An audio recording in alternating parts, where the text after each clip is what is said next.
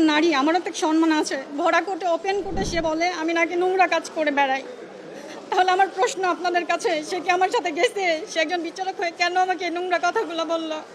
সে আমাকে এই নোংরা কথা বলে শুধু আমাকে অপমান করেনি, পুরো নারী জাতিকে সে অপমান করেছে। আমি তো একটা ধর্ষণের বিচার চাইতে গেছি, এটাই আমার মহা অন্যায় হয়েছে তাদের কাছে। আমি 2024 সালের এপ্রিল মাসের 4 তারিখে নারী শিশু 8 কোর্টে একটি ধর্ষণ মামলা দায়ের করি।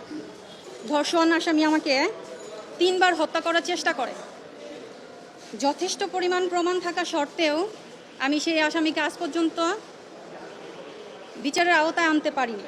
পিছে ডেকে নিয়ে বলে আপনি মামলাটি আপোস করে ফেলেন, অনেক শক্ত, আপনি কিছু করতে পারবেন না, টাকার বিনিময়ে আপোস করেন। আমি তাকেও না করেছি, যে বলে আপনারা আপোস করেন।